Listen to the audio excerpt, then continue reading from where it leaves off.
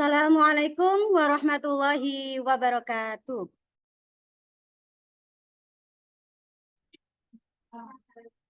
Salam sejahtera bagi kita semua. Selamat siang Bapak Ibu guru hebat semua. Alhamdulillah pada siang hari ini kita semua bisa bergabung bersama di sini pada Kombel Sedalamda dalam webinar yang berjudul Strategi Penerapan dan Praktik Baik Pembelajaran Berdiferensiasi di Sekolah Dasar dalam keadaan sehat walafiat. Namun sebelumnya, izinkan saya untuk memperkenalkan diri kepada Bapak Ibu semua. Nama saya Siti Farida, saya adalah guru pendidikan agama Islam di SDN Gelam 2 sebagai moderator yang akan membersamai webinar hari ini. Bapak Ibu, hari ini kita akan belajar dengan dua narasumber hebat kita. Saya akan memperkenalkan narasumber kita yang pertama, yaitu Ibu Endang Kusniati SPD, yang sangat akrab dipanggil Bu Endang. Bu Endang merupakan guru SDN Gelam 2 yang sekaligus sebagai pengajar praktik PGP Angkatan 7. Saya sapa dulu, nggih, Bu Endang. Assalamualaikum warahmatullahi wabarakatuh. Assalamualaikum warahmatullahi wabarakatuh. Baiklah, Bapak Ibu, marilah kita simak bersama webinar yang berjudul Strategi Penerapan dan Praktik Baik Pembelajaran Berdiferensiasi di Sekolah Dasar. Kepada Ibu Endang Kusniati, waktu dan tempat disilahkan. Terima kasih Ibu Siti Farida selaku moderator dari kegiatan kita hari ini. Yang terhormat rekan saya Pak Raditya Himawan dan juga guru-guru hebat yang ada di wilayah Sidoarjo dan sekitarnya atau guru-guru hebat yang ada di seluruh Nusantara. Gembira sekali hari ini saya dapat menemani ibu-ibu semuanya dalam keadaan sehat dan dalam suasana yang mendung-mendung merayu gini ya. Baiklah, sebelum hari ini kita akan sharing ya, kita belajar bersama. Jadi saya bukan pemateri, tetapi kita akan sharing belajar bersama tentang pembelajaran berdiferensiasi. Sebelumnya, sebelum kita melangkah pada pembelajaran berdiferensiasi apa, terlebih dahulu saya ingin menyapa semua peserta webinar hari ini. Apa kabar semuanya? Baik. Bisa melambaikan tangan dulu. Ya. Baik, Ibu Bapak hebat.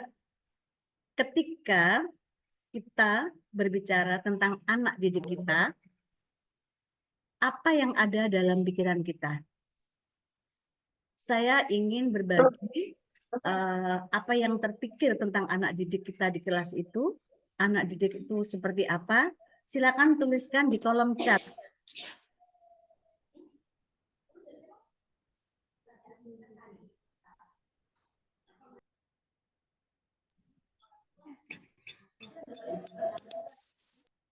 Sudah ada yang menulis?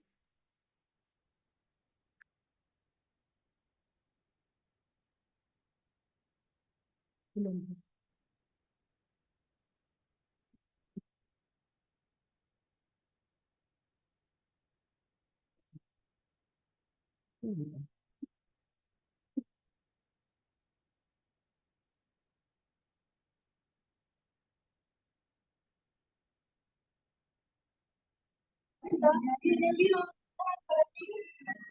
Ini masih selamat siang hadir, selamat siang juga.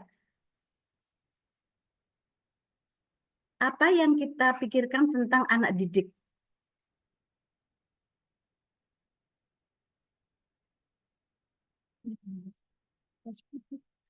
Kertas, ini ada dari Bu Yoselin. Kertas putih yang akan ditulis oleh guru. Ya. Ada lagi?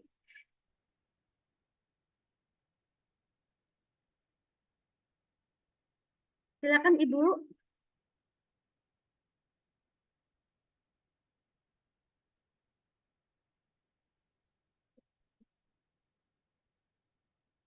Mungkin baru masuk ya, jadi belum ada beberapa yang menuliskan apa yang ada di pikiran kita tentang anak di generasi muda yang akan menggantikan generasi sekarang dari Pak Sulistiono SDN Glam 2 ini kayaknya ya. Ya,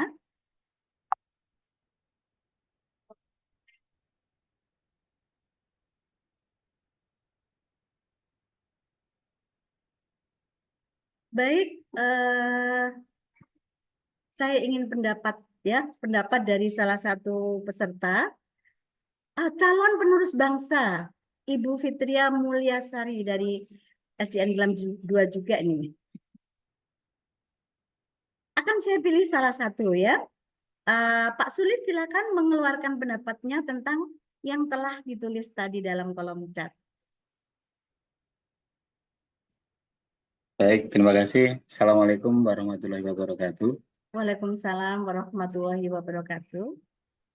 Jadi menurut saya peserta didik kita ini merupakan generasi muda yang harus kita persiapkan sejak dini, apalagi kalau tingkat dasar itu merupakan pondasi sebuah karakteristik dari anak nantinya setelah menuju ke masa-masa atau fase-fase berikutnya. Sehingga kalau kita bisa mempersiapkan sejak dini melalui jenjang sekolah dasar, insya Allah di kemudian hari ke jenjang-jenjang berikutnya mereka akan lebih siap dalam berbagai hal, terutama siap dalam menghadapi perubahan-perubahan yang ada dan mereka akan mampu memiliki karakter yang baik. Itu mungkin menurut saya. Terima kasih. Assalamualaikum. Waalaikumsalam warahmatullahi wabarakatuh. Iya, bagus sekali. Terima kasih pendapatnya. Nah, ada lagi dari Budiah Sulistiawati. Saya bacakan dulu.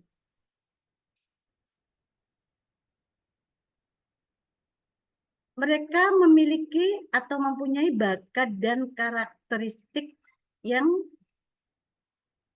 tinggal guru mendampingi dan mengembangkan kompetensinya. Ada lagi generasi masa depan dengan ide-ide kreatif demi kemajuan bangsa.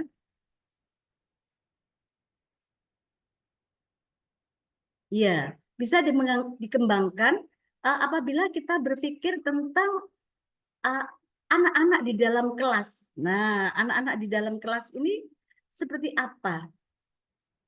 Anak yang satu dengan yang lainnya itu apakah yang Ibu Bapak pikirkan di dalam kelas yang heterogen itu? Bisa dituliskan lagi di kolom chat.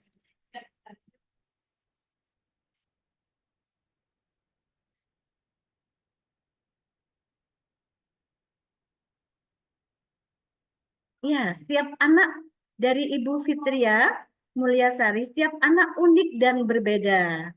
Ya, betul sekali.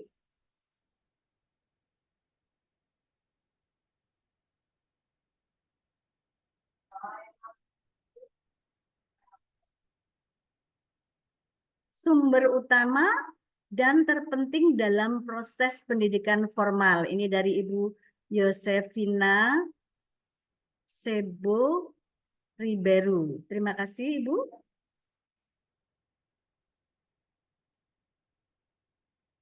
Banyak perbedaan karakter setiap anak.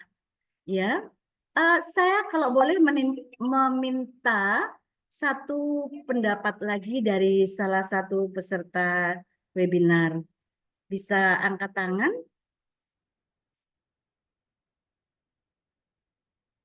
Bisa dilambaikan tangannya?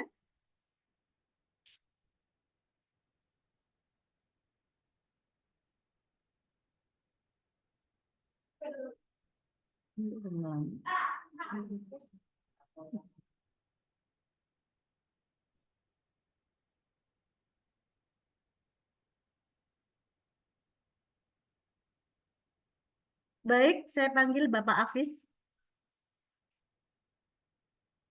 bisa diceritakan tentang yang telah ditulis di kolom chat tadi.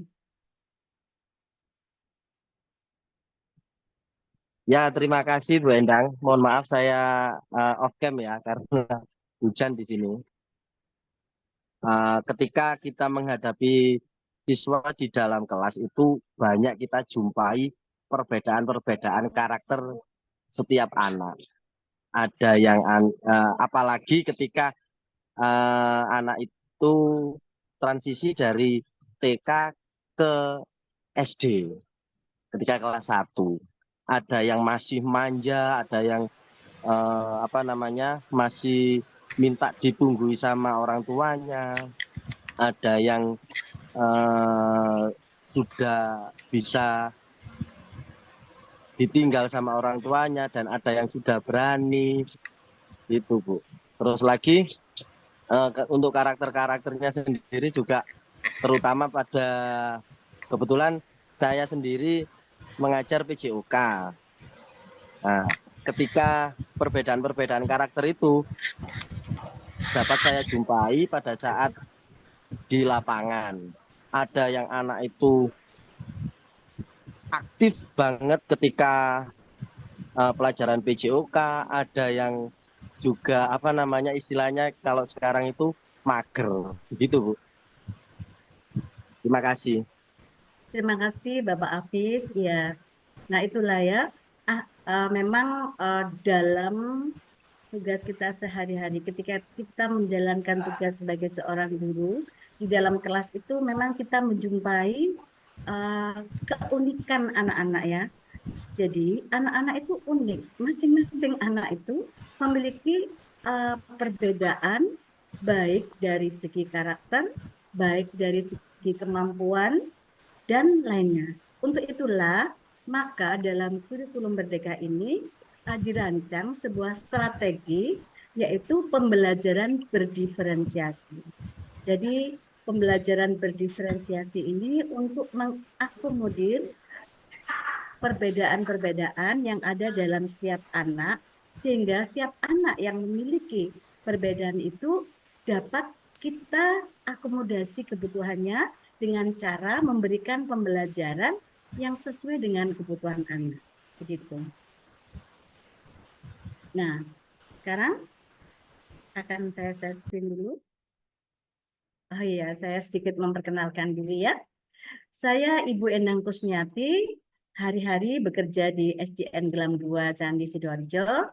Kemudian kebetulan saya pengajar praktik PGP Angkatan 7.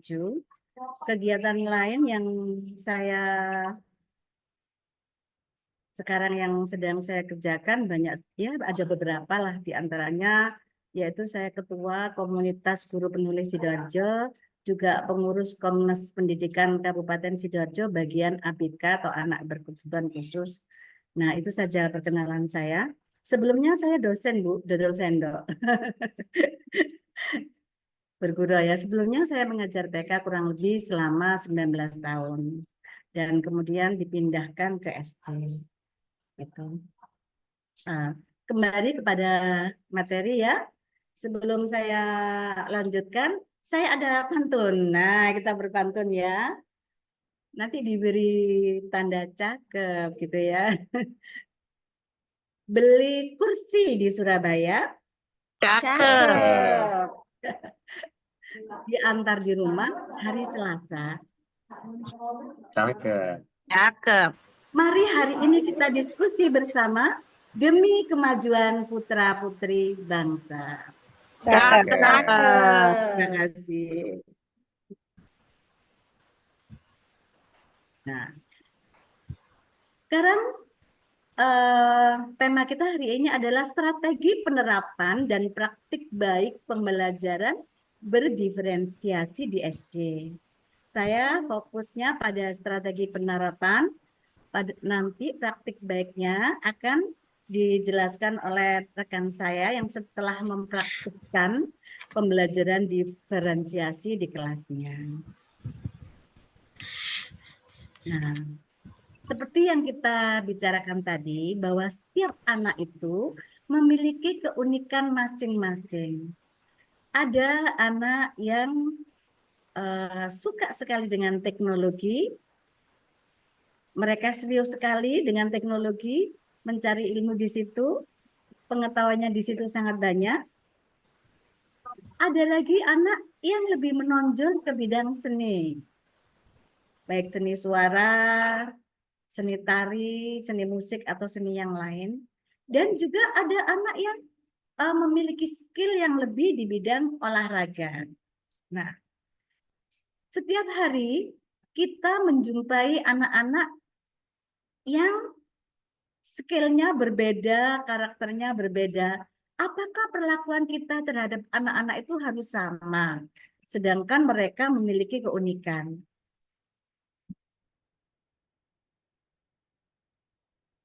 Nah, berawal dari keunikan yang ada pada diri masing-masing anak, pada kelas kita yang heterogen, maka ada sebuah strategi pembelajaran yang dinamakan yaitu pembelajaran berdiferensiasi.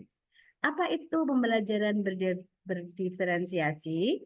Yaitu usaha yang dilakukan oleh guru dalam menyesuaikan proses pembelajaran di kelas untuk memenuhi kebutuhan belajar setiap siswa. Jadi setiap siswa itu mereka memiliki kebutuhan yang berbeda-beda. Bisa jadi anak tertentu bisa memahami pelajaran apabila dia mendengarkan langsung penjelasan dari gurunya. Dan ada juga anak yang lain yang bisa memahami pelajaran dengan baik apabila dia melihat gambar-gambar. Oh, kalau ada gambar-gambar saya baru bisa paham. Atau juga ada anak yang lain bisa memahami kalau dia tuh melakukan bekerja sama dengan temannya baik dalam kelompok maupun kelompok kecil maupun kelompok besar. Sebelum bekerja sama dengan temannya ternyata pemahamannya itu sulit, tetapi ketika anak melakukan dia baru paham. Tipe-tipe yang berbeda itulah yang harus kita akomodasi dalam bentuk menyajikan pembelajaran yang bisa memenuhi kebutuhan belajar mereka. Ibu, Bapak guru hebat, apakah kita ingin menjadi guru yang senantiasa dirindukan kehadirannya oleh siswa kita? Senang nggak? Nah, iya. Kalau kita ingin menjadi guru yang kehadirannya dirindukan oleh murid-murid kita, yang bisa memberikan kegiatan yang menyenangkan kepada murid-murid kita, marilah kita bersama-sama mencoba merancang pembelajaran berdiferensiasi ini. Paling tidak setelah webinar ini kita mencoba, ya. Nah, agar semua kebutuhan belajar siswa itu bisa kita penuhi. Ini salah satu strategi, bukan hanya pembelajaran berdiferensiasi. Banyak sih, tetapi alangkah baiknya nanti setelah webinar ini kita menerapkan di kelas kita masing-masing, ya. Nah, sebelum merancang suatu pembelajaran yang berdiferensiasi, terlebih dahulu kita melakukan asesmen, ya. Asesmen nggak harus tertulis.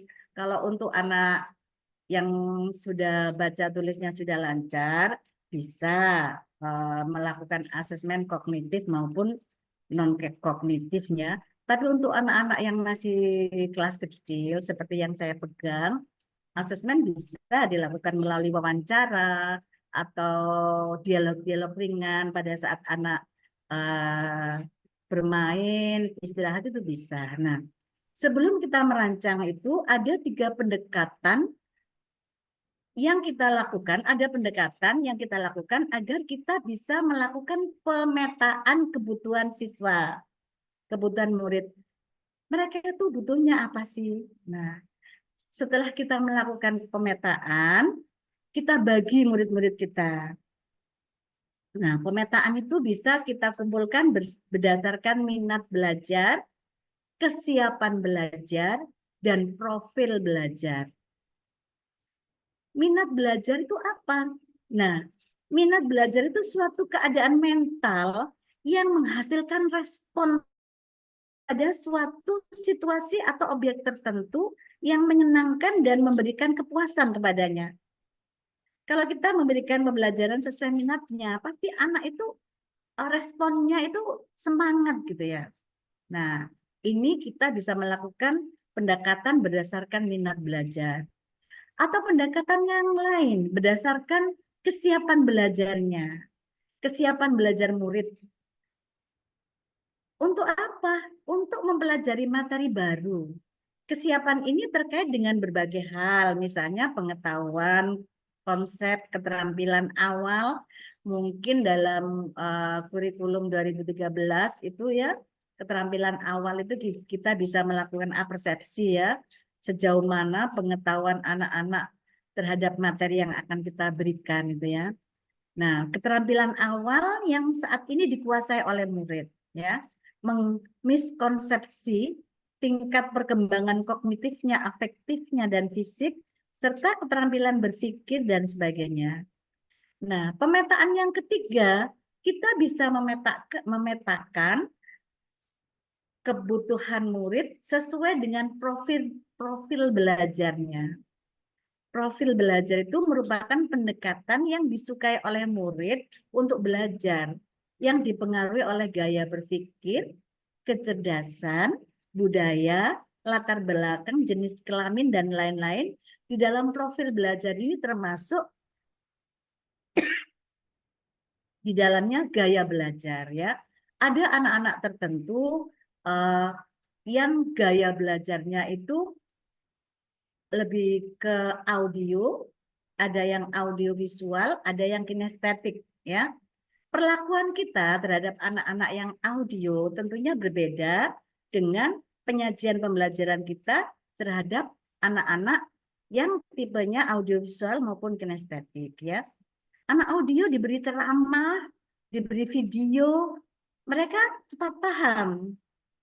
Tetapi anak-anak yang tipe belajarnya visual, mereka harus melihat gambar-gambar yang menarik, baru paham. Sebagai contoh, misalnya kalau kita memberikan pembelajaran tentang tanaman, ya, anak-anak tipe audio, guru menjelaskan bagian-bagian tanaman adalah akar, batang, daun, dan sebagainya. Mereka langsung paham. Tapi anak-anak yang tipenya visual harus ada gambarnya, harus ada PPT yang menarik atau gambar-gambar di papan yang ditempel-tempel, baru mereka bisa memahami dengan baik. Beda lagi dengan anak yang tipenya kinestetik. Mereka kan tingkahnya banyak. Nah, pada diferensiasi kontennya, mereka harus mencoba, melakukan, memegang apa ya, memegang, oh ini akar, oh ini ya batang, baru paham. Baru bisa memberikan pemahaman yang baik. Ya, seperti itu. Jadi sebelum melakukan pemetaan, kita melakukan asesmen. Asesmennya di sini tidak saya bahas secara tuntas. Nah, kemudian setelah mendapat jawaban dari asesmen tadi, kita melakukan pemetaan kebutuhan murid. Ketika kita sudah melakukan pemetaan kebutuhan murid, baru kita bisa melangkah atau menyusun pembelajaran berdiferensiasi yang akan kita sajikan kepada anak-anak. Nah, 3 strategi pembelajaran berdiferensiasi. Pembelajaran berdiferensiasi ada 3 macam, yaitu diferensiasi konten, diferensiasi proses, dan diferensiasi produk. Ada 3 macam. Nggak perlu dihafal. Nah, apakah itu pembelajaran diferensiasi konten? Diferensiasi konten itu lebih pada materi yang akan diajarkan pada murid. Dikaitkan dengan mempertimbangkan pemetaan kebutuhan belajar siswa. Yaitu juga minat belajar siswa, kesiapan belajar siswa, dan profil belajar siswa. Saya akan beri contoh ya, misalnya dalam pembelajaran berdiferensiasi tentunya tujuan yang kita tulis atau capaian pembelajaran itu sama, meskipun kita memberi keleluasaan kepada murid untuk memilih pembelajaran sesuai minatnya. Sebagai contoh, kalau kita ingin memberikan pembelajaran soal cerita, ya, soal cerita di kelas 1. Nah, kita bisa memberikan pembelajaran diferensiasi konten, yaitu bahannya. Bisa juga bahannya yang diminati murid. Nah, apakah soal cerita itu berupa misalnya anak yang suka pada makanan? Nah, mama memiliki donat 10. Adik meminta donat itu 2. Berapa donat yang dimiliki adik? Berapa donat sisanya misalnya. Nah, ini kalau berdasarkan minat bisa diganti-ganti. Misalnya anak yang tertarik dengan mainan. Nah, bisa diganti bola sesuai dengan kesukaan anak. Jadi anak diberi kebebasan untuk memilih. Gitu ya. Nah, kesiapan belajarnya bagaimana? Kesiapan itu berdasarkan pengetahuan ya. Untuk mengajarkan perkalian biasanya kan kita harus mengetahui keterampilan prasyarat yang dimiliki anak sebelumnya. Misalnya untuk perkalian anak-anak kan sebelumnya harus mengenal atau memahami penjumlahan, yaitu penjumlahan berulang gitu ya. Kalau profil belajarnya sudah saya jelaskan tadi ya, gak termasuk gaya belajarnya. Nah, itu ya. Jadi berdasarkan minat anak kita bisa mengganti-ganti bendanya, mengganti-ganti model soalnya. Jadi kita harus membuat soal yang sangat bervariasi gitu.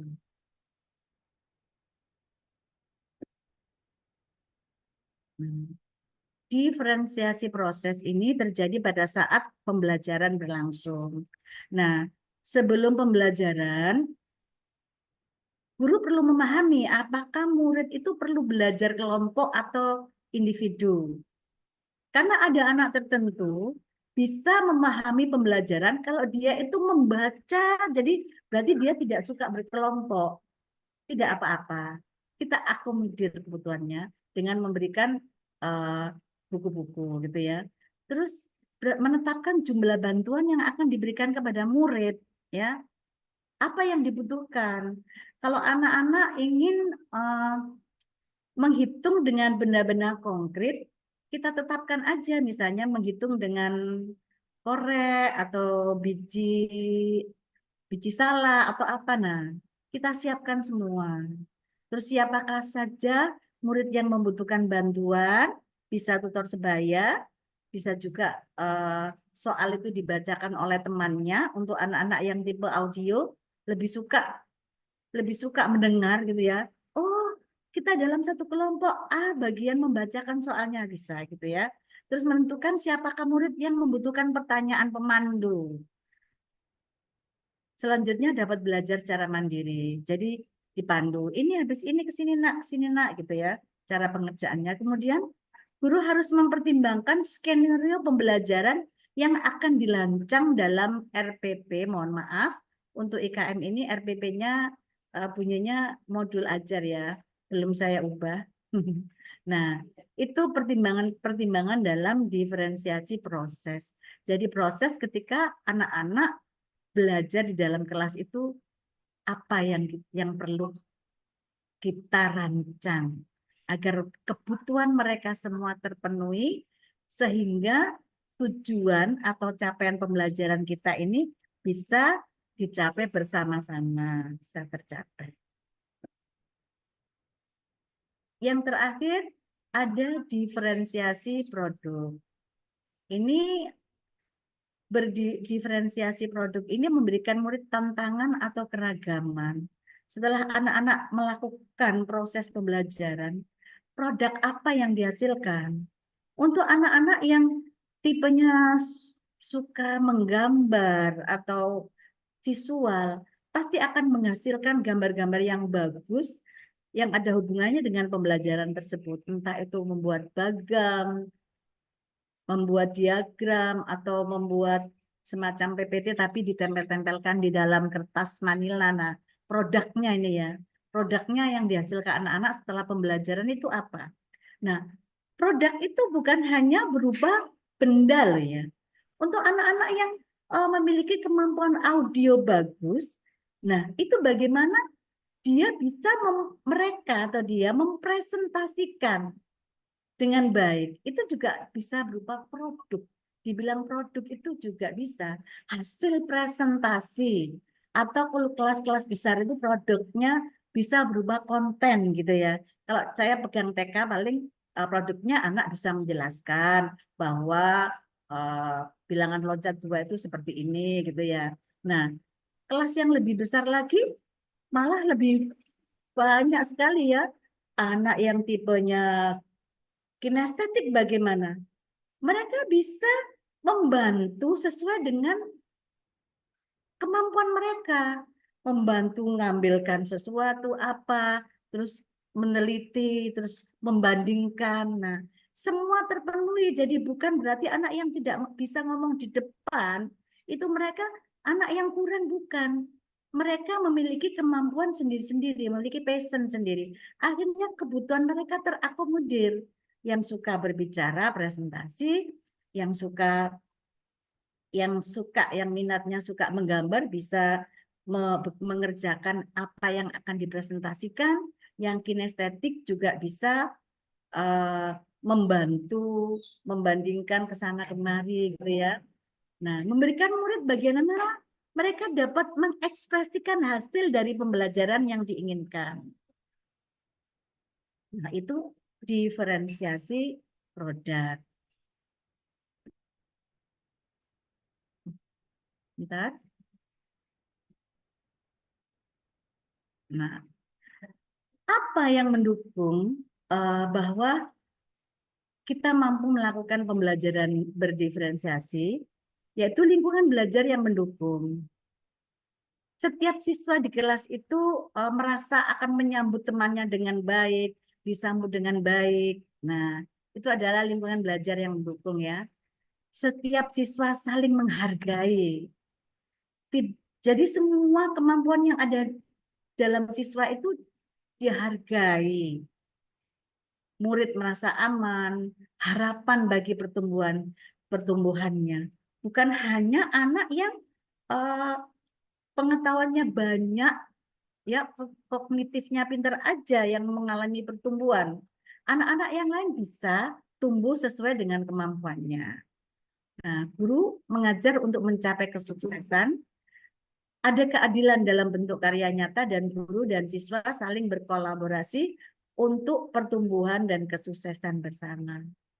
Itu sedikit gambaran tentang pembelajaran berdiferensiasi. Apabila nanti kurang jelas, bisa ada termin tanya jawab. Tapi setelah pemateri kedua, untuk lebih jelasnya, bisa diberikan contoh nyata oleh rekan saya, Pak Radis, yang akan memberikan bagaimana sih pelaksanaan pembelajaran diferensiasi di kelas. Karena saya ini kan cuma teori, jadi kan mungkin dalam bayangan Bapak Ibu itu masih, aduh ya apa sih, gimana sih gitu ya. Nah, lebih jelasnya akan disampaikan oleh Bapak Radis. Silakan Bapak Radis Himawan. Dari Terima saya, kasih. Wassalamualaikum Oke. warahmatullahi wabarakatuh. Oh iya, Oke. saya kembalikan ke Ibu moderator ya, Bu Siti. Iya, Ibu.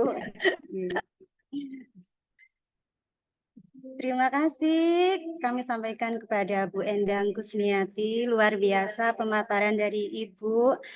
Bapak Ibu, dapat kita ketahui bersama bahwa pembelajaran berdiferensiasi merupakan metode pengajaran di mana guru menggunakan berbagai cara yang berbeda untuk memenuhi kebutuhan individu setiap siswa sesuai dengan karakteristik, tingkat kemampuan, minat, dan gaya belajar mereka.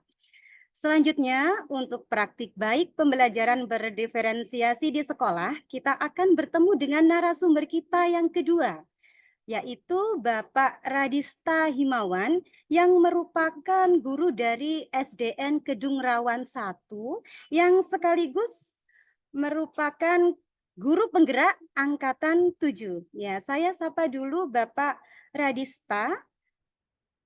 Assalamualaikum Bapak Radista. Ya, waalaikumsalam Bu Iya, kepada Farida. Bapak Radista Rawan Himawan, waktu dan tempat disilahkan. Baik, terima kasih. Assalamualaikum warahmatullahi wabarakatuh. Waalaikumsalam warahmatullahi wabarakatuh. Mohon izin untuk share screen, nggih. Ini sudah nampak, nggih, Bapak Ibu. Baik, untuk materi kan tadi sudah disampaikan sama Bu Endang, saya langsung saja.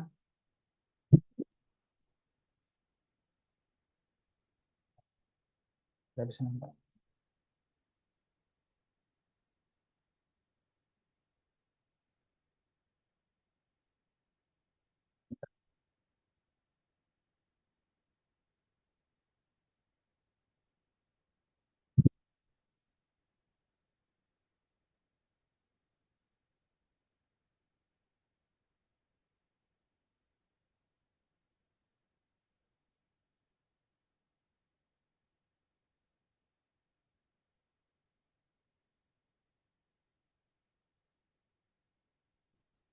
Untuk pelaksanaan pembelajaran berdiferensiasi di sekolah, yang jelas seperti yang disampaikan sama Bu Endang tadi, Bapak Ibu, yang langkah pertama yang harus penjenengan lakukan adalah penjenengan harus tahu dulu bagaimana keunikan siswa-siswa penjenengan semua. Seperti yang disampaikan Bu Endang tadi, bahwasanya setiap siswa itu unik. Semua punya karakteristik masing-masing, semua punya kelebihan masing-masing. Jadi penjenengan pasti sudah tahu kelebihan daripada anak-anak didik panjenengan semua. Panjenengan bisa untuk melihat minatnya dari anak-anak itu, panjenengan bisa melakukan asesmen. Kok enggak bisa ya ini? Sudah nampak apa belum ya? Bu Farida sudah nampak ini ya? Sudah, Oke. Pak. Sudah Pak, Oke, sudah ya. nampak Pak. Ini asesmen yang saya lakukan untuk melihat minat siswa. Ini saya buat sendiri, bisa berisi hobinya. Tujuannya kan untuk mengetahui kira-kira apa sih yang menarik buat mereka. Hobi yang mereka inginkan, hobi mereka itu seperti apa. Mereka ini ingin pembelajaran yang seperti apa. Nah, ini asesmen yang saya bikin sendiri untuk melihat minat siswa saya.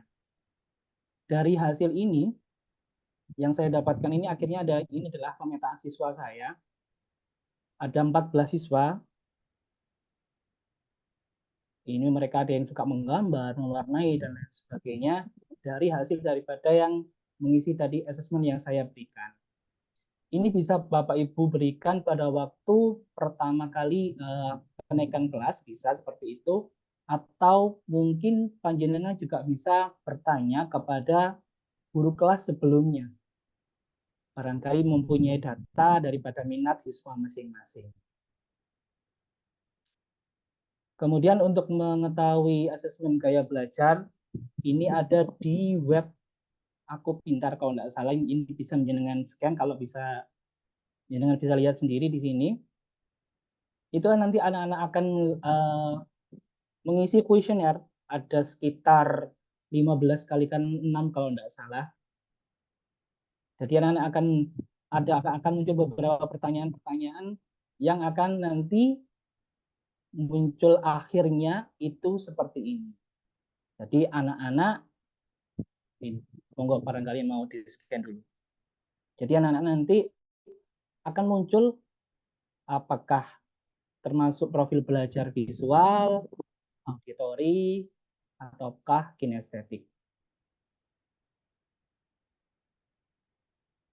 Nah, ini hasilnya nanti akan muncul seperti ini. Setiap anak jenengan bisa tahu. kalau panjenengan menggunakan link tadi. Dan ini adalah hasil dari pemetaan siswa saya berdasarkan profil belajarnya.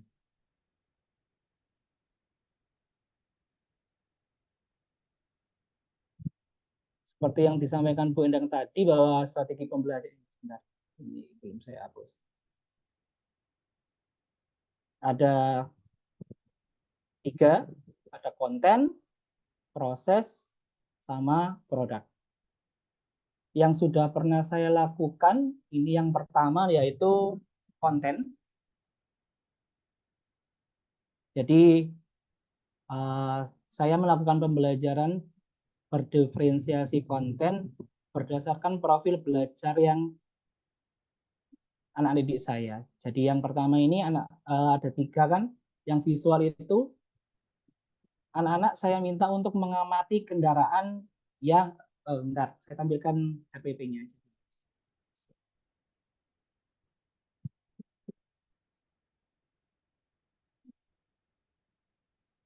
Nah, ini RPP-nya.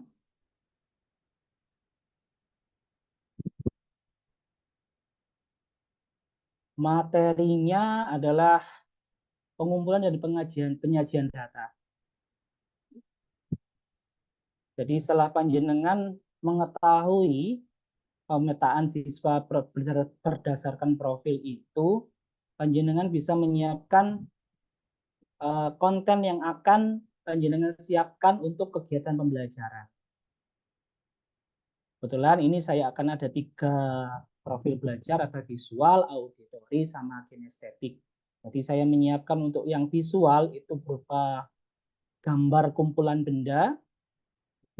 Kemudian untuk yang auditori ini saya berikan sebuah rekaman. Jadi saya kemarin itu merekam pakai HP saya sendiri. Saya nyebutkan nama-nama secara random. Jadi nanti anak-anak akan mendengarkan nama-nama itu untuk mengerjakan di LKPD 2. Kemudian untuk yang kinestetik ini, anak-anak saya minta untuk menghitung kendaraan yang lewat di depan sekolah. Kebetulan sekolah saya itu dekat jalan raya, meskipun nggak jalan raya besar, tapi lumayan banyak yang lewat.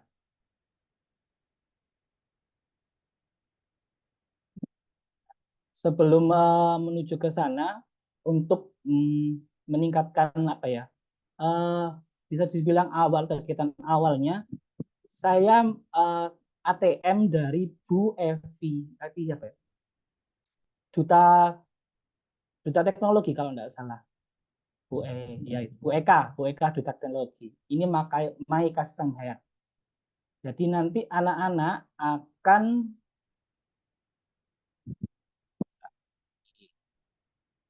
ini. Saya sediakan sebuah kubus. Nah, ini kubus ini yang dimana setiap sisinya itu terdapat jenis rambut yang berbeda-beda. Ini dari saya ATM dari Ibu Eka tadi. Ini saya bagikan ke anak-anak, setiap anak akan menggunting kemudian dibentuk sebuah kubus. Setelah itu mereka akan melempar, saya kasih waktu selama 15 menit. Ketika anak-anak sudah membentuk kubus tadi, dilemparkan, dan yang muncul rambutnya di sini apa? Terus digambarkan di sini. Gambar di sini. Selama 15 menit. Ini untuk yang kegiatan pertama. Kemudian untuk yang tadi, yang visual, saya sediakan sebuah gambar seperti ini. Nah, ini saya buat dari Canva. Panjenengan bisa membuat ini. Jadi ada beberapa hewan yang di sini. Kan kalau anak-anak dengan visual itu sukanya melihat ini. Jadi ini LKPD-nya, anak-anak akan menghitung berapa, ada hewan apa aja di sini, ditulis. Burung, ada berapa, terus dan seterusnya. Ini untuk yang visual. Kemudian ini tadi untuk yang auditori. Jadi rekaman tadi, rekaman nama anak-anak tadi. Nah, itu anak-anak akan menuliskan di sini. Yang 3 huruf, yang nama yang 3 huruf ada berapa orang, yang 4 huruf ada berapa orang, dan seterusnya. Kemudian akan digambarkan ke dalam bentuk diagram patang di sini. Dan ini yang terakhir tadi, anak-anak menghitung jumlah kendaraan yang lewat di depan sekolah. Jadi tetap dari segi keamanan tetap terjamin karena anak-anak berada di dalam pagar, jadi insya Allah akan aman. Jadi pertama mereka akan nulis di bukunya dulu. Di bukunya dulu kendaraan jenisnya apa, terus jumlahnya berapa, kemudian baru dituangkan ke dalam LKPD. Ini. Nah, ini contohnya tadi waktu anak-anak menggunting bungkus tadi, kemudian ini dilemparkan.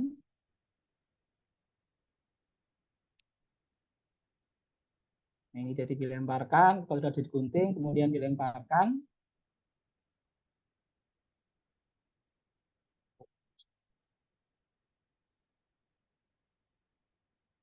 Nah, ini. Dan akhirnya akan membentuk rambutnya akan panjang sampai ke atas. Bahkan kemarin itu sampai ada yang sampai ratusan kali lempar selama 15 menit itu. Kemudian dikerjakan di sini. Anak mengerjakan di sini. Ini yang saya lakukan pertama.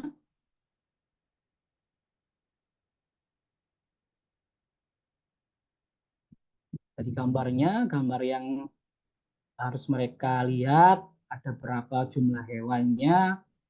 Ini untuk mengakomodir daripada gaya belajar visual atau profil belajar visual.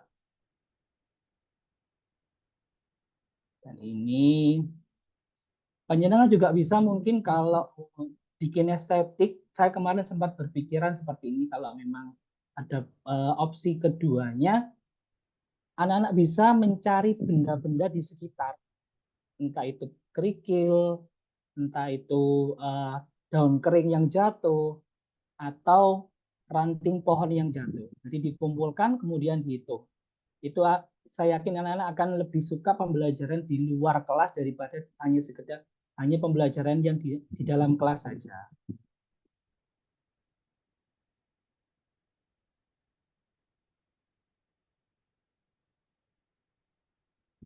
Nah, ini proses anak-anak waktu menghitung kendaraan yang lewat. Nah, ini jadi mereka ada sebagian yang mencatat, ada sebagian yang melihat jenis kendaraan yang lewat apa saja.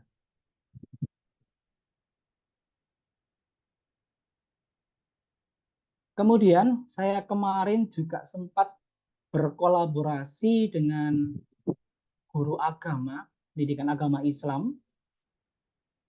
Ini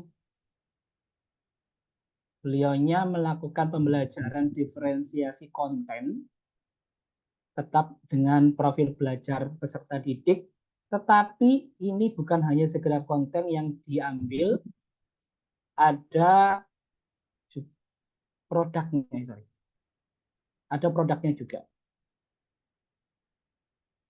Jadi konten yang disiapkan adalah gambar, kemudian ada teks tentang gaya hidup, kemudian ada kegiatan My School My Adventure. Jadi untuk My School My Adventure ini kami berdua itu menyiapkan sebuah peta sekolah. Jadi saya membuat sebuah peta sekolah, kemudian kami menaruh gambar itu di tempat-tempat tertentu yang sesuai yang sudah ditandai dalam peta itu. Jadi anak-anak akan mencari gambar itu sesuai dengan peta yang ada. Kemudian untuk produknya ini anak-anak untuk yang visual itu membuat video. Jadi video tentang gaya hidup sederhana. Terus kalau auditorinya itu membuat teks singkat tentang hidup sederhana. Dan untuk yang kinestetiknya itu tadi membuat clipping tentang hidup sederhana. Jadi gambar yang sudah dikumpulkan sama mereka tadi ketika berkeliling mencari gambar di lingkungan sekolah itu akan dikumpulkan menjadi satu dan dijadikan sebuah clipping.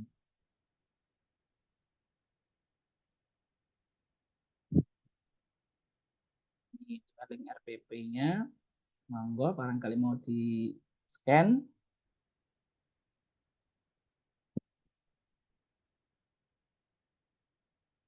Terus ini kemudian saya juga pernah melakukan diferensiasi produk. Ini berdasarkan minat pada pembelajaran pendidikan Pancasila mengenai keragaman budaya motif batik Nusantara. Jadi anak-anak saya tadi kan ada yang suka menggambar, ada yang suka mewarnai, ada yang suka mendesain. Jadi saya untuk yang anak-anak yang suka menggambar, saya menyiapkan gambar motif batik Nusantara. Jadi anak yang suka menggambar nanti mereka akan saya minta untuk menggambar batik sendiri sesuai dengan motif yang mereka inginkan. Kemudian nanti mereka akan mereka menjelaskan arti motifnya itu seperti apa. Kenapa kok dibuat motif seperti ini? Terus warnanya kenapa kok dibuat seperti ini? Dan alhamdulillah mereka bisa menjelaskan dengan baik kenapa kok motifnya seperti ini, artinya apa, itu bisa. Kemudian untuk yang mewarnai juga kayak gitu. Saya sudah untuk yang minat untuk mewarnai, saya menyiapkan gambar batik, kemudian mereka tinggal mewarnai saja. Jadi mereka hanya mewarnai gambar batik sesuai dengan apa yang mereka inginkan. Lalu untuk desain batik ini saya mencetak gambar baju dari Canva juga. Kemudian saya minta untuk menggambar motif batik di bajunya itu. Jadi anak-anak akan berperan sebagai seorang desainer baju. Dan alhamdulillah hasilnya cukup memuaskan, sangat baik sekali. Ini kemarin hasilnya beberapa hasil dari anak-anak.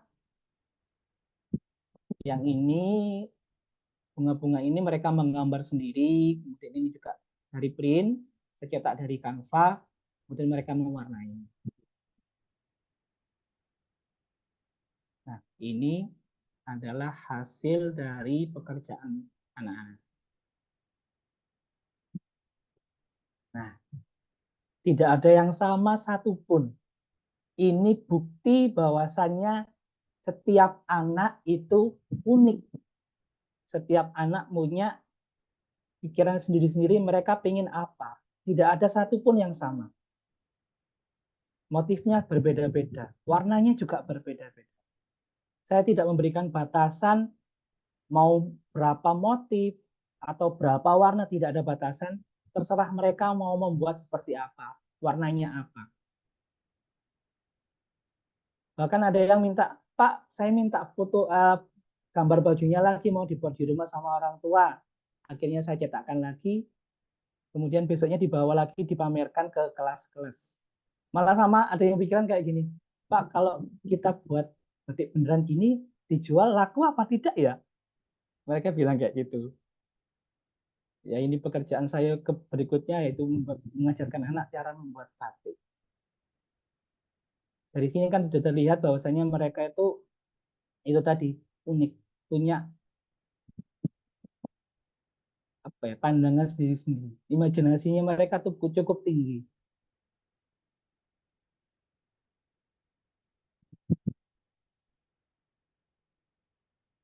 Kemudian ini berikutnya diferensiasi produk berdasarkan profil juga. Jadi ini materinya tentang proses makan dan dimakan, rantai makanan. Untuk yang visual, saya suruh saya kasih pilihan. Ada membuat diorama, gambar, atau pop-up tentang rakta makanan. Saya tidak memberikan batasan, terserah kalian terserah anak-anak mau membuat produknya dalam bentuk apa untuk yang visual. Dan anak-anak itu sebenarnya sudah tahu sendiri, mereka itu mempunyai profil belajar yang seperti apa. Kadang juga gini, ada kemarin kejadian yang waktu membuat batik ini kemarin, ada yang minta lagi sudah buat. Awalnya kan tadi membuat batik baju ini kan hanya untuk mereka-mereka yang suka desain.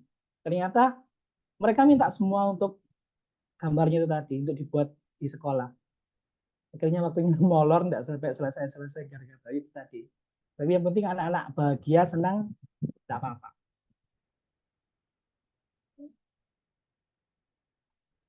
Ini tadi untuk visual, pop-up, terus auditori, mereka membuat lagu, kemudian dinyanyikan di depan kelas.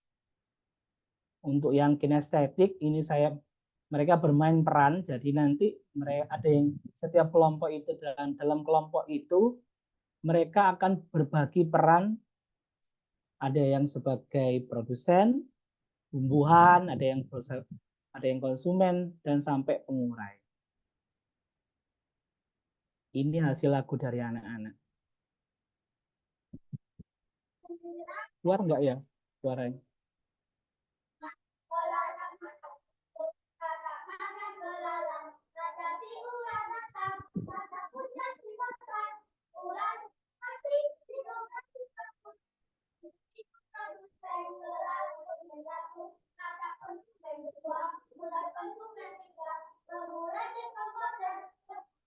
Nah, ini tadi hasil dari anak-anak membuat bagan. Jadi ini bagan yang dibuat mereka sendiri. Ini ngeprintnya di sekolah. Jadi saya sediakan waktu buat mereka untuk mencari di sekolah, pakai laptop di sekolah, kemudian di print di sekolah juga.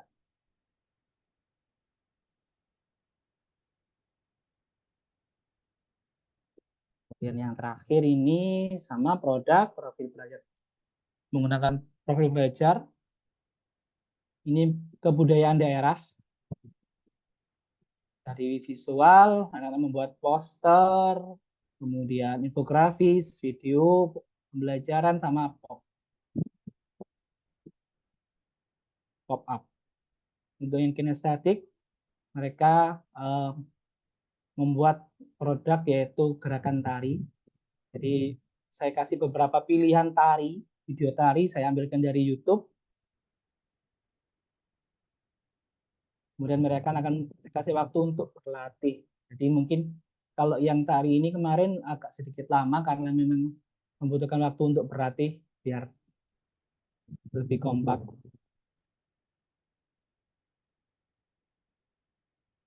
Ini hasilnya untuk yang pop-up.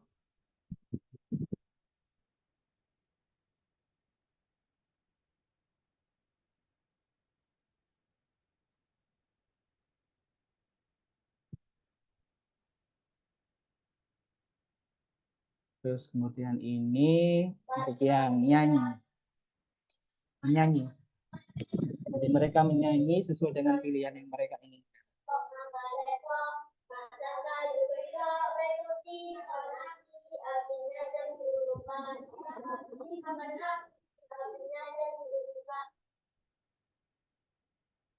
Nah, ini video tarinya.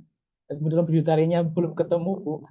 Kemarin saya hubung-hubung di HP, tidak ketemu videonya. Padahal kemarin sempat saya video, cuman tidak ketemu sampai sekarang.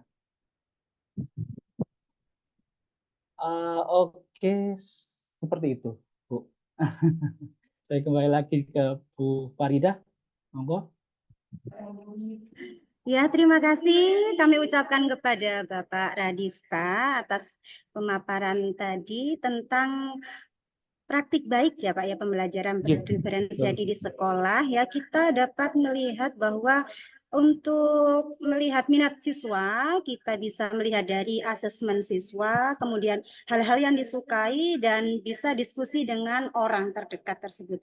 Ya, baiklah Bapak Ibu semua peserta webinar hari ini. kedua narasumber kita sudah memberikan ilmu baru kepada kita semua tentang strategi penerapan dan praktik baik pembelajaran berdiferensiasi di sekolah. Jika ada sesuatu yang ingin disampaikan di sini kepada Bapak Ibu peserta, ada yang ingin ditanyakan, kita mumpung ada dua narasumber hebat kita pada hari ini, kita bisa bertanya tentang yang dihadapi di sekolah Bapak Ibu masing-masing, tentang karakteristik siswanya, bagaimana kita bisa buka ya sesi tanya jawab untuk hari ini. Saya buka dulu kolom chatnya, barangkali ada yang bertanya lewat chat dulu.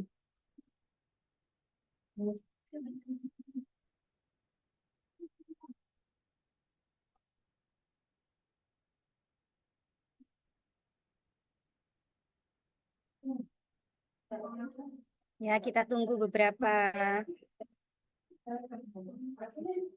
saat lagi ya, menunggu teman-teman yang lain yang mungkin sekarang sedang proses ingin bertanya tapi masih malu-malu. Padahal banyak sekali yang ingin ditanyakan ya Bapak Ibu. Kami tunggu kehadirannya di sini. Itu sudah ada yang tanya, Bu. Oh iya. Ya.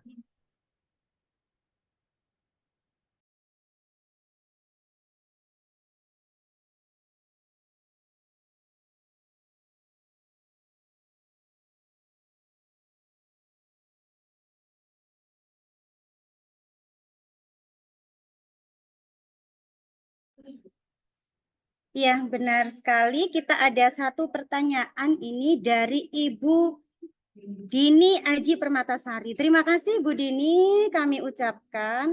Izin bertanya, saya Dini dari SDN Walunggabus ingin bertanya, apakah dalam merancang pembelajaran berdiferensiasi, ketiga macam diferensiasi harus muncul, apa boleh memilih salah satunya saja? Terima kasih.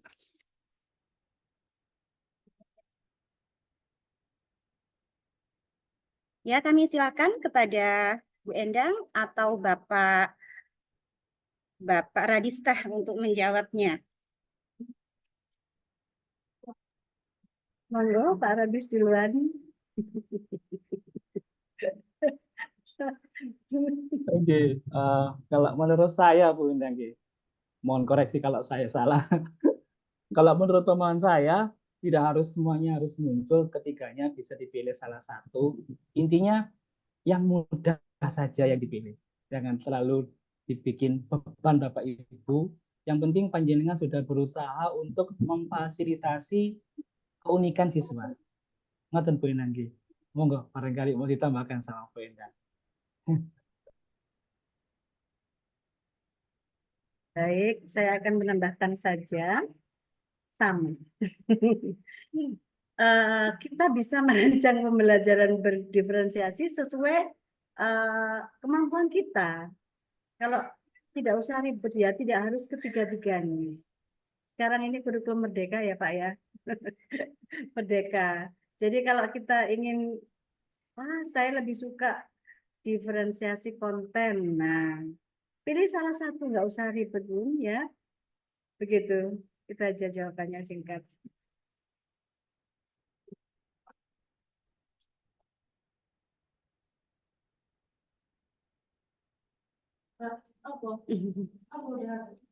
Ya, itu tadi ya jawab Bu Dini, jawaban dari Bu Endang dan Pak Radis bahwa dalam berdiferensiasi itu tidak semuanya ketiga macam itu harus harus ada. Kita pilih salah satu yang menurut kita itu yang lebih efektif untuk menerapkannya ya.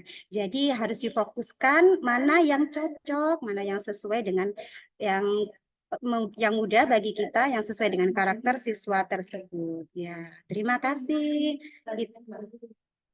Kita tunggu selanjutnya. Oh ya, ini ada yang mengangkat tangan ya, Ibu Dia Sulis. Kami persilahkan untuk bertanya. Terima kasih atas kesempatan yang diberikan kepada kami. Yang ingin kami kami tanyakan kepada kedua narasumber pada hari ini, yakni mengenai proses pengalamannya. Apa kendala yang Bapak Ibu alami ketika menerapkan pembelajaran diferensiasi ini? Dan bagaimana solusi Bapak Ibu? Cukup sekian, terima kasih atas jawabannya. Ya, terima kasih Bu Sulis. Ya, monggo Bapak Ibu narasumber, selama menjadi seorang pendidik ya, apa kendala yang dialami dalam proses pembelajaran berdiferensiasi, dan dari kendala tersebut itu apa solusinya? Silakan Bapak Radis lagi yang sudah praktek berbagai macam pembelajaran berdiferensiasi. Ya, nggih. Kalau saya sendiri kendalanya mungkin mempersiapkan. Jadi sebenarnya kita tidak harus benangkan, Bu, nggih. Tidak harus setiap hari melaksanakan pembelajaran berdiferensiasi, karena yang dipersiapkan pasti banyak, dan pasti panjenengan akan merasa bahwasanya, waduh, kok susah gitu. Pasti panjenengan merasa seperti itu. Bentar, ini saya ganti laptop soalnya mau habis. Jadi menurut saya manage waktunya aja. Jadi manage waktu kita sendiri untuk mempersiapkan agar bisa mempersiapkan pembelajaran yang bagus. Jadi panjenengan butuh waktu kira-kira memilih materi yang tepat untuk pembelajaran berdiferensiasi untuk anak-anak. Kalau pengalaman saya tadi seperti itu, jadi saya butuh memanage waktu karena yang dipersiapkan juga banyak. Jadi itu saja poinnya kalau menurut saya. Pengalaman saya sendiri seperti itu. Ya, Bu Dia Sulis, kita itu kesulitan yang dialami adalah memanage waktu, dan kemudian kita juga waktu memilih materi itu menjadi kesulitan. Bagaimana Ibu? Saya tambahkan. Ya, monggo Bu Endang. Untuk merancang pembelajaran yang menarik minat anak itu memang butuh waktu yang lebih ya. Kadang kita bekerja kita itu kadang-kadang tidak mengenal waktu. Di rumah pun kalau besok pagi kita ingin menyajikan pembelajaran yang baik itu seperti apa? Kadang-kadang di rumah pun kita mengerjakannya, gitu ya. Memang betul ini kendalanya itu nomor satu masalah waktu. Saya yakin ketika Pak Radis memberikan pembelajaran berdiferensiasi yang kemarin itu untuk anak yang audio, saya akan merancang ini. Harus menyiapkan gambarnya, harus menyiapkan materinya, lebih dari pembelajaran biasa. Karena dalam pembelajaran berdiferensiasi ini kita memberikan kebebasan yang seluas-luasnya kepada anak untuk mengakomodir kebutuhannya. Pertama memang waktu. Kedua, kadang sumber daya itu bahannya itu terbatas. Sebagai contoh kecil saja, saya ingin mengajarkan pada di kelas-kelas awal, saya ingin mengajar penjumlahan. Bagaimana ya penjumlahan ini agar tercapai tujuannya dengan pembelajaran berdiferensiasi. Nah, otomatis saya akan menyediakan 3 macam biar semua kebutuhan itu 3 macam atau lebih ya. Untuk penjumlahan bagi anak-anak yang fasenya dengan masih fase benda-benda konkret, kita harus menyiapkan apa yang disiapkan untuk penjumlahan itu. Soalnya sederhana, misalnya 5 tambah 4. Anak-anak yang masih belum bisa berpikir abstrak butuh benda konkret. Nah, dalam pembelajaran penjumlahan saja kita sudah menyiapkan berbagai macam. Nah, apa yang kita siapkan untuk itu? Benda-benda konkretnya bisa batu yang kita cat warna-warni. Nah, ini sudah saya laksanakan kalau ini ya. Batu yang dicat warna-warni untuk melakukan penjumlahan 3 tambah 2. Batu 3, kemudian digabungkan 2, kemudian dihitung semuanya berapa, baru anak bisa. Atau ranting atau daun-daun. Nah, ini yang saya siapkan untuk anak-anak yang masih fasenya itu dengan benda-benda konkret. Kemudian ketika saya petakan ternyata anak ini sukanya gambar. Nah, saya juga harus menyediakan gambar. Jadi gambar bola 3 ditambah gambar bola 2 sama dengan gambar bola 5. Sama-sama 3 tambah 2, tapi media yang kita gunakan berbeda-beda sesuai dengan kebutuhan siswa. Kemudian ketika anak-anak yang sudah pandai, maksudnya yang sudah memiliki pengetahuan bisa menghitung secara abstrak. Nah, kita juga menyediakan juga berbeda, soal yang berbeda. Tetap 3 tambah 2, tapi hanya berupa lambang bilangan atau angka. Angkanya 3 tambah 2. Jadi kita tidak, jadi dalam satu pembelajaran tidak sama pelayanannya. Kalau anaknya masih kesiapannya belajar seperti itu, kita sediakan semua, kita biarkan anak-anak memilih yang mana. Kalau anak-anak yang sudah bisa, ya enggak mau lagi kan dengan benda konkret. Pasti dia mengambil yang langsung soal itu, prosesnya itu. Nah, ini di mana hal itu kita membutuhkan waktu, juga membutuhkan sarana dan prasarananya, sumber dayanya itu.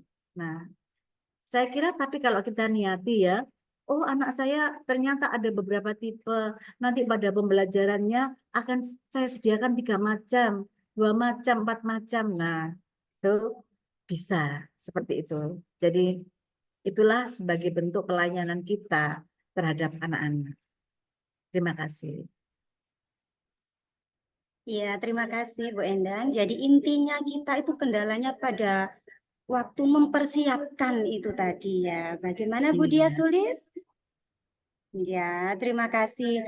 Selanjutnya ada pertanyaan dari Pak Sulistiono. Tanya untuk Pak Radistia. Bagaimana cara memanage waktu agar kita dapat mengkoordinir siswa yang diferensiasi? Monggo Bapak Radis.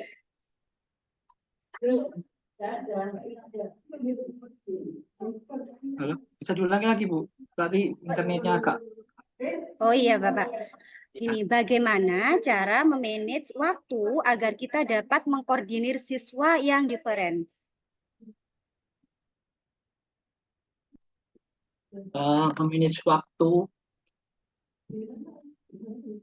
yang jelas pasti gurunya harus keliling-keliling ini Bu. Harus benar.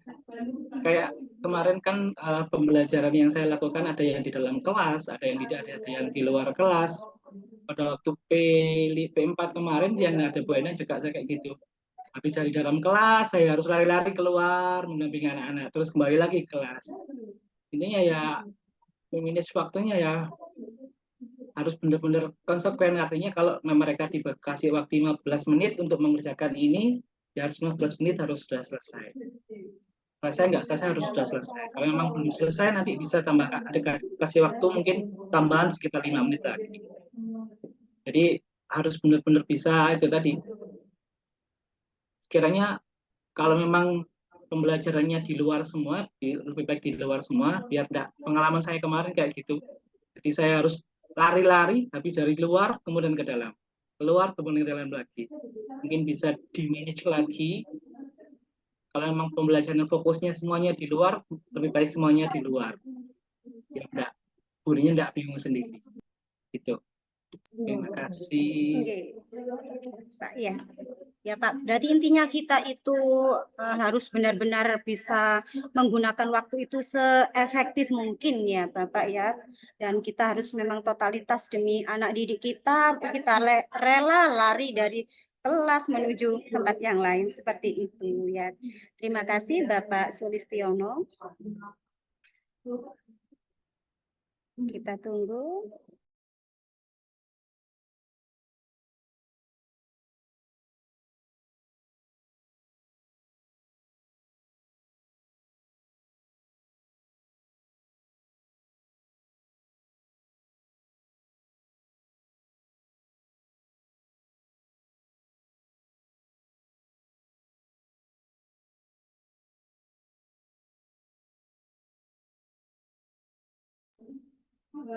Ya, kita tunggu lagi ya. Belum ada yang muncul chat maupun yang melambaikan tangan masih belum ada ini.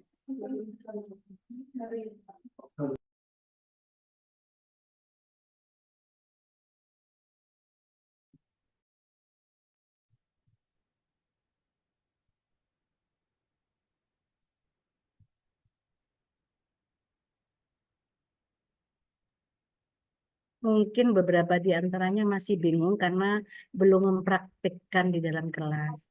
Eh, iya, kecuali guru penggerak ya. Guru penggerak kan sudah mempraktikkan pembelajaran Iya. berdiferensiasi ini ya. Jadi, aduh kok bingung ya, kita kok repot ya harus menyiapkan berbagai macam ya. Terus apa yang harus saya siapkan? Nah, keresahan-keresahan itu memang saya alami ketika saya menjadi pengajar praktik. Keresahan-keresahan yang dialami oleh guru penggerak itu seperti itu. Tetapi setelah praktik ternyata tidak sesulit yang kita bayangkan. Bahkan ketika kita menyajikan pembelajaran berdiferensiasi di dalam kelas, anak-anak itu merasa senang karena kebutuhan mereka itu terakomodasi. Jadi kalau kita memberikan secara klasikal biasanya ya, misalnya penjumlahan, ayo lihat di papan tulis, sudah dihitung. Nah, kita memaksa anak-anak itu menjadi satu tipe gitu ya. Tetapi kalau dengan pembelajaran berdiferensiasi, kebutuhan anak itu benar-benar kita akomodasi. Mereka yang suka menggambar ya biarlah dengan cara menggambar.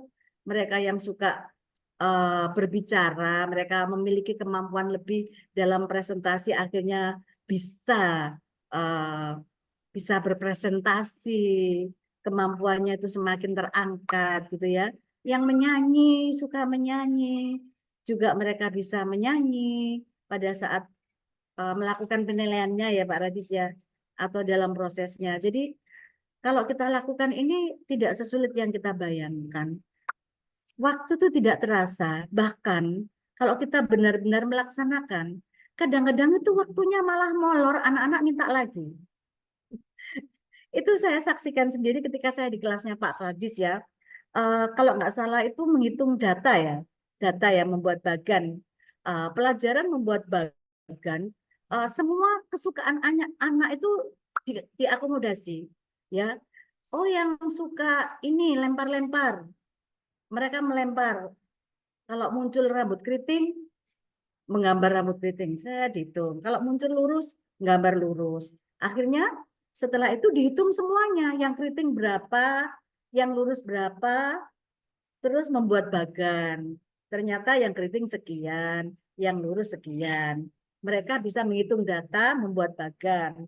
Kemudian anak yang suka lari-lari, sama menghitung, membuat bagan, tapi mereka keluar, lihat. Mobil jeep berapa yang lewat, becak berapa, dikasih tanda, hitung semua. Nah, mobil becak berapa, truk berapa. Nah, setelah itu dihitung semuanya, mereka kan suka lari-lari, jadi seneng, seneng lihat gitu ya. Setelah itu, setelah dihitung semuanya, terus sama membuat bagan juga. Materi yang sama, penyajiannya berbeda gitu ya. Terus untuk anak-anak yang audio ya Pak Radis ya waktu itu ya, iya itu mendengarkan bacaan, ya mendengarkan bacaan atau melihat video, melihat video atau apa saja yang tujuan akhirnya juga sama, mereka menghitung sesuatu juga membuat data. Jadi kita menyajikan pembelajaran yang benar-benar bervariasi dan semuanya kebutuhan anak terpenuhi. Tidak klasikal seperti kita yang setiap hari memberikan pengajaran. Dicoba saja. Nggak harus setiap hari kan, sekali-sekali dicoba. Iya, iya. Ah, Iya, Bu. Iya. ya. Ya, oke. Ini ada pertanyaan dari Ibu Helena. Apa contoh pelajaran berdiferensiasi visual, kinestetik, dan produk di pembelajaran PJOK? Oh, ini tanya untuk mapel PJOK, Bu Endang. Ya, monggo. Oh, iya.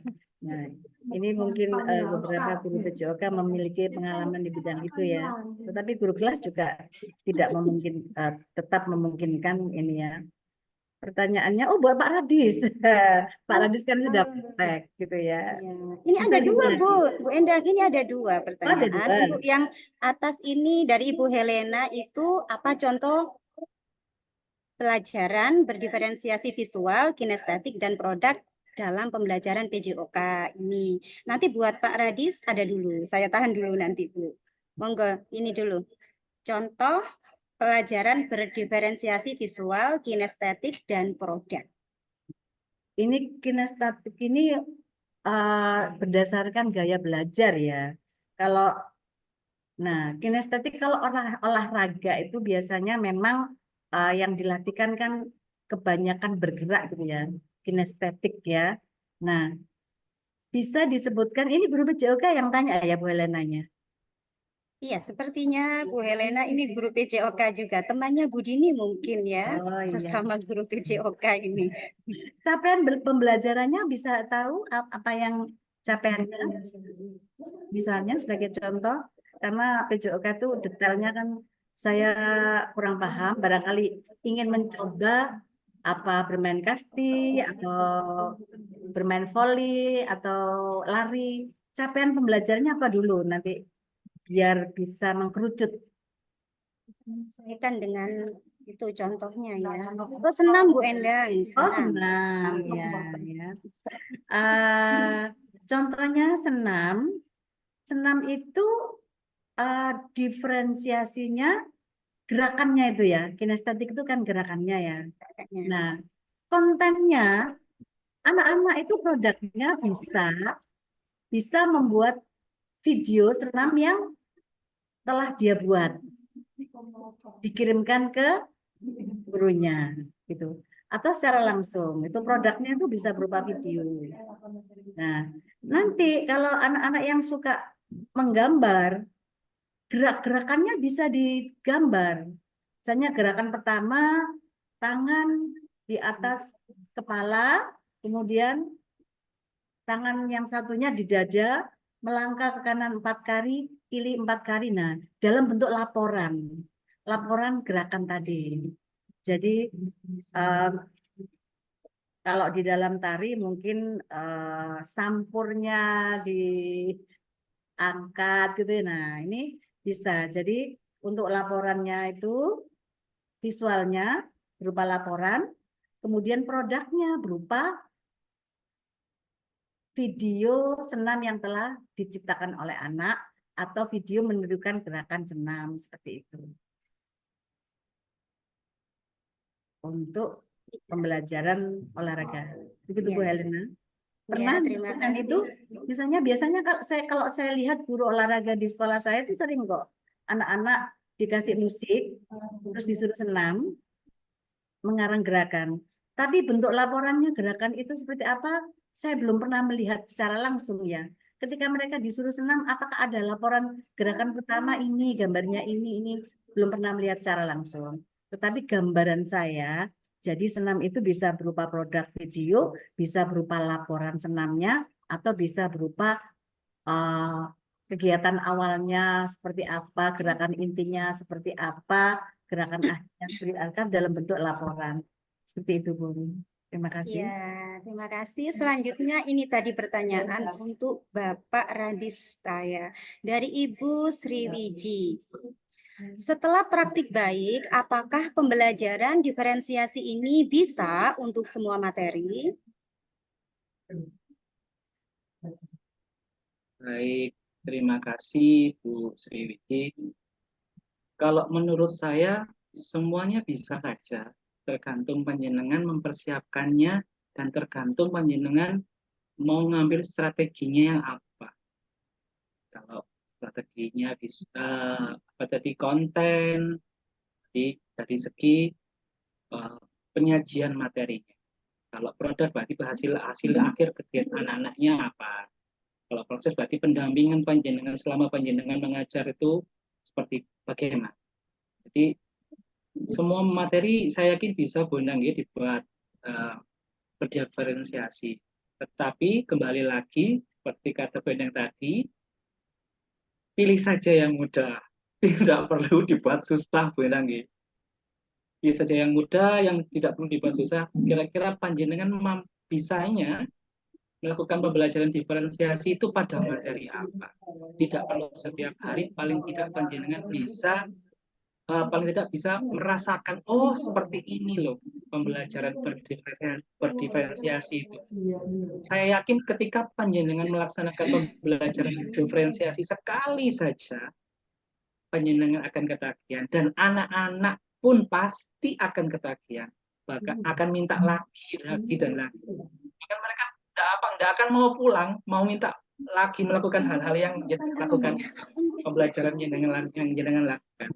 Seperti itu. Barangkali mungkin bisa tambahkan, Bu Endang. Kalau menurut saya seperti itu. Ya, terima kasih, Bu Sriwiji.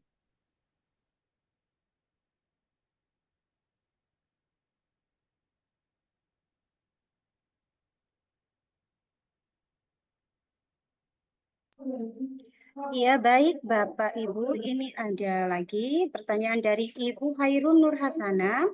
Dalam pembelajaran diferensiasi, apa perlu sebelum proses pembelajaran kita mengelompokkan peserta didik sesuai gaya belajarnya, baik visual, kinestetik, dan audio dalam sebuah kelompok diskusi agar mempermudah dalam pengerjaan LKPD? Siapa dulu ini yang jawab?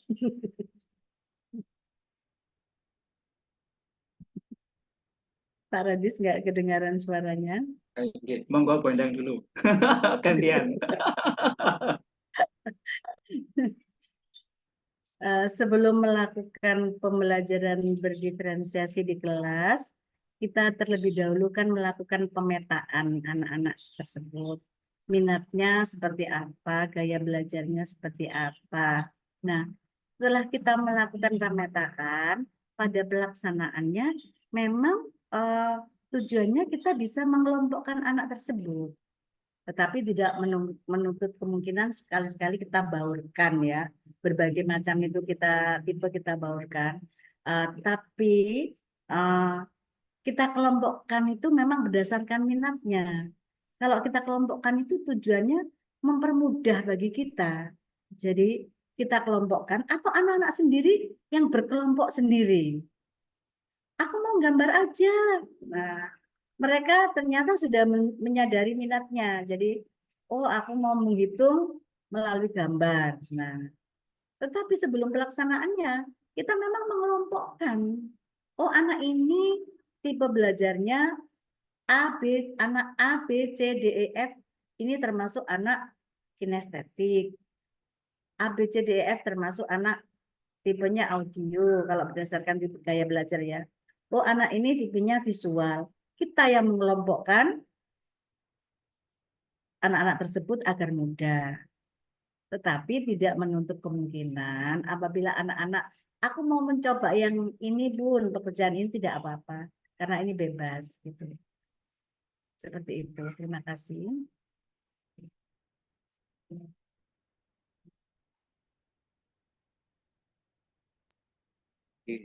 Monggo Bapak Radis ditambahin. Betul. Menurut saya juga seperti itu. Jadi sebelum panjenengan melakukan pembelajaran diferensiasi, yang pasti panjenengan pasti harus melakukan pemetaan dulu.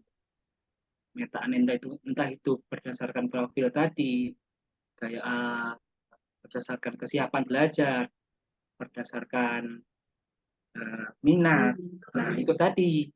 Setelah panjenengan mengelompokkan pemetaan itu tadi, baru panjenengan bisa melakukan pembelajaran berdiferensiasi berdasarkan hasil pemetaan yang panjenengan lakukan. Jadi tetap harus melakukan pemetaan dulu. Gitu.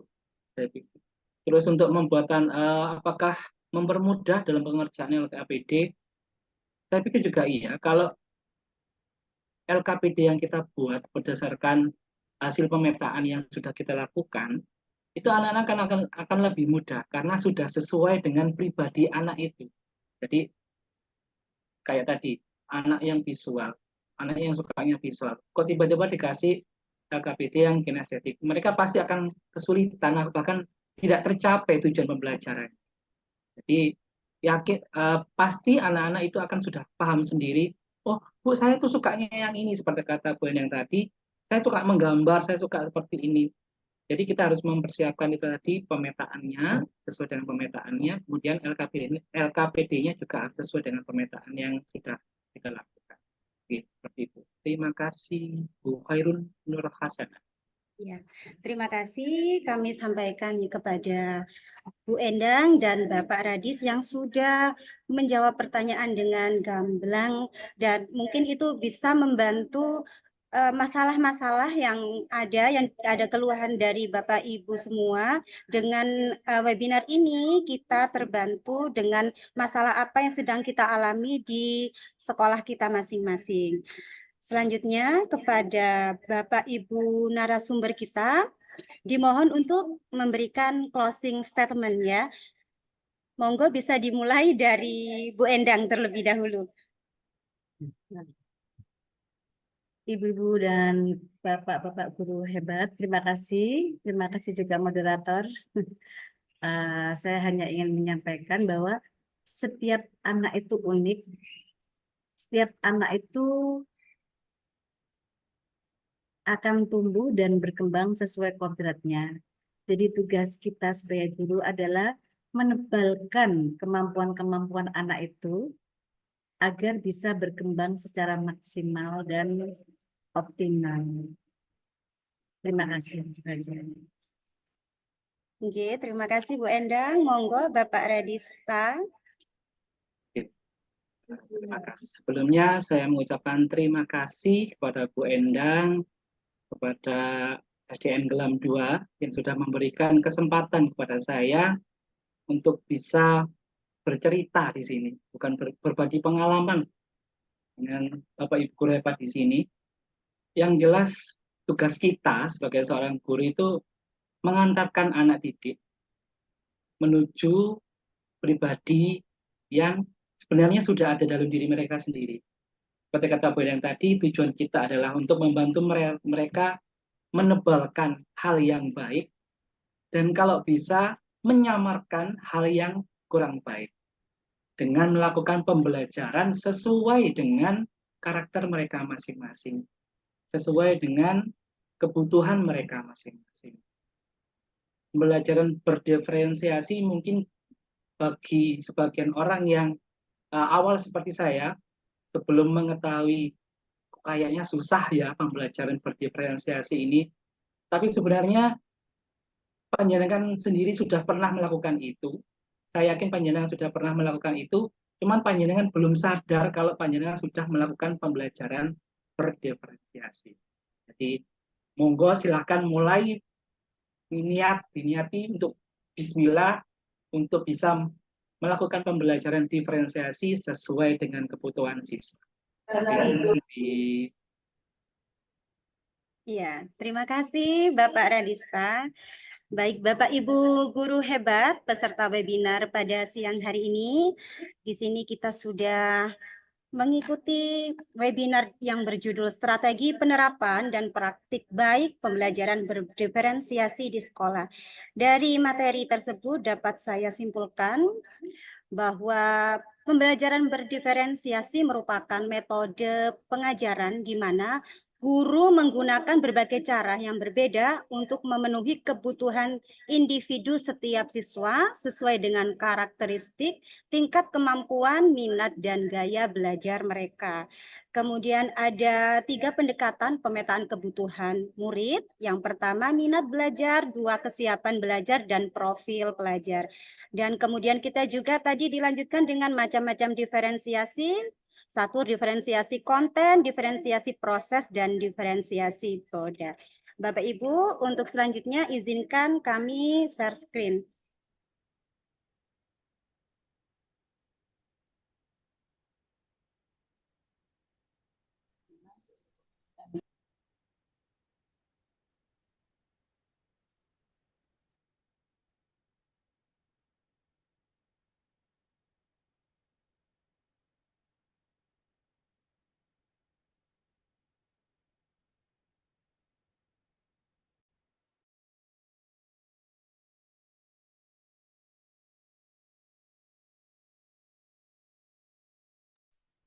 Baik Bapak Ibu, untuk tautan presensi webinar 2 Kombel Sedalam Seda, satu alamat email hanya bisa mengisi 1 kali.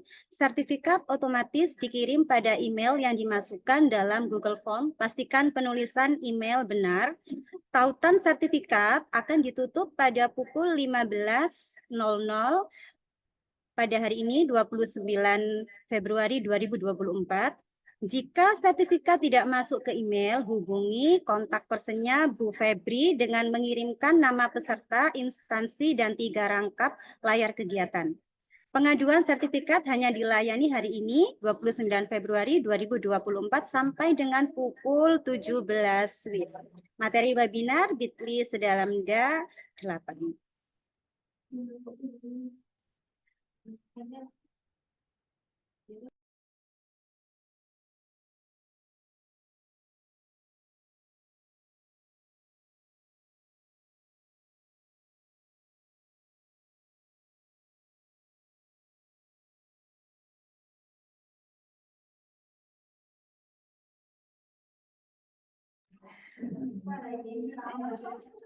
Bapak Ibu, Bapak Guru hebat, demikian tadi webinar hari ini yang berjudul Strategi Penerapan dan Praktik Baik Pembelajaran Berdiferensiasi di Sekolah Dasar.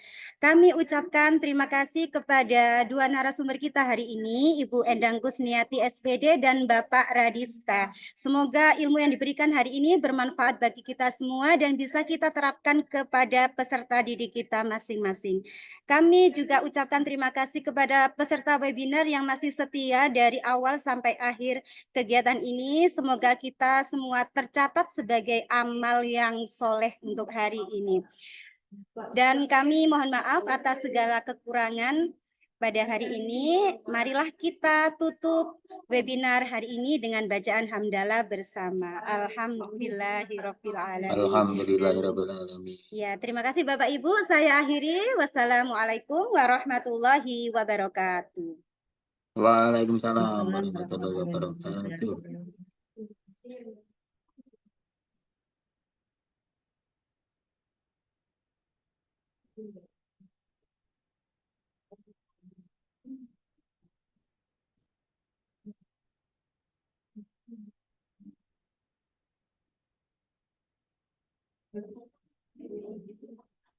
Mohon izin ya. Nggih, monggo Bapak, matur nuwun. Sami-sami.